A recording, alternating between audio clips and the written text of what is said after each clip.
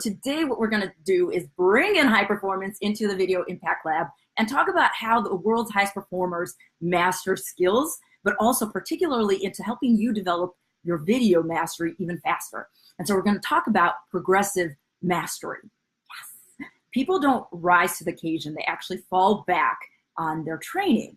And so I want to make sure that the training and the practice that you're getting with videos is actually good practice. Because think about it in terms of weightlifting. What if you don't have the right form? You're most likely going to lead to an injury, true? Well, the same thing with practicing and mastering video is you want to make sure that you're using good technique, so to speak, and that you're not practicing bad habits that are actually not supporting you in your growth and what you want to achieve and the impact that you want to create. What specific stretch goal do you need to help you master video? And particularly thinking about what would you want your outcome to be? What do you want the outcome of creating videos to be? Number 2 is, and I think this is beyond all tactical things, I don't think we give ourselves enough time to really attach high level of emotion and meaning to why we're doing videos. So when I first started video, I realized that if I wanted to thrive in the online business space, video was a necessity. It's not something like nice to do. Like in order to thrive like 5 years from now, you have to be doing videos. But as I got further into the online business space and the expert space, what video allowed me to do was find my voice. And so that has been probably the biggest gift of it. And so in seeing how video has impacted the movements in the 60s and 70s that created that social impact, it inspired me to want to give and help other people find their voice so that they could be the voice for the voiceless and make that impact. And so, and I think this is where raising our necessity, why are we doing video in the first place? Because I think any excuse or fears that we haven't really tapped into the emotional component, why it's personal, meaningful for us, why it's we have to own this as our identity. And 2, so that's an internal force, but also recognizing the external force. Who's depending on you to play your A game? And getting really clear who's depending on you to create these videos for, right? The impact, the contribution, the income and finances, and who's going to impact your family and your community.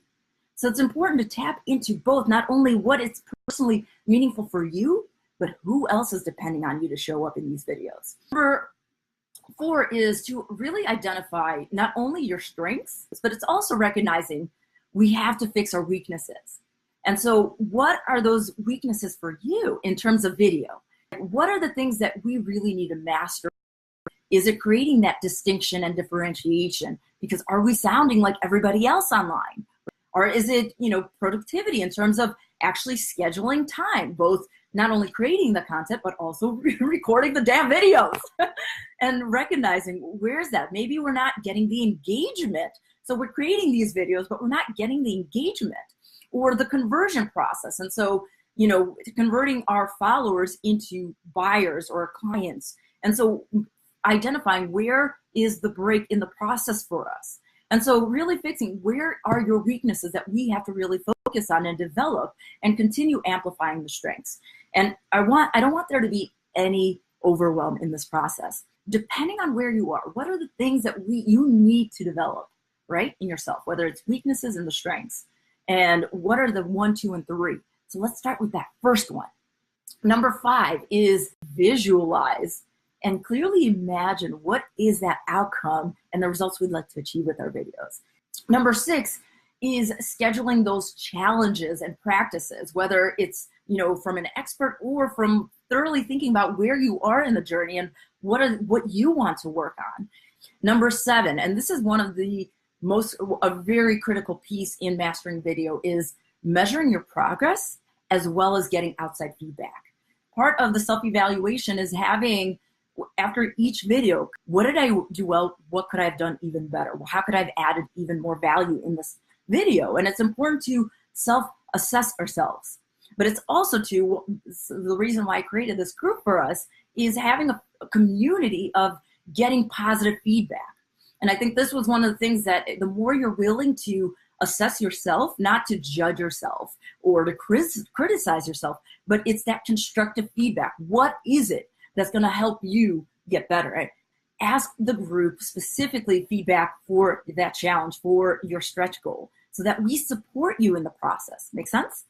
Number 9 is continuing setting higher level goals so that you keep improving. It's important for us not to get complacent, because there's always going to be that next level for us. And so wherever you are, it's like, what's that next goal for you? What's that next stretch for you? I think this is the biggest piece of what high performers do, is they challenge themselves to keep pushing. And so what is that next thing? What can you do in your next video to make it even better, add even more value? And number 10 is teach others what you're learning. Who else might be on the same page with you? Maybe there's another person who's working on an offer video. And so combining forces and having mastermind buddies to kind of challenge ourselves. All right, well, what's going to help you stay accountable? What's going to help you push and keep you excited, keep you engaged and committed? I'm in the process of creating a video challenge to help support you. So what is your stretch goal? Where are the weaknesses that we need to develop? What are the skills specifically in terms of video that's going to help you get to where you need to be so that you can be of service to those that you have been called to serve? I would love, love, love to hear from you in the comments below. And I can't wait to see you on the other side. High five, fam.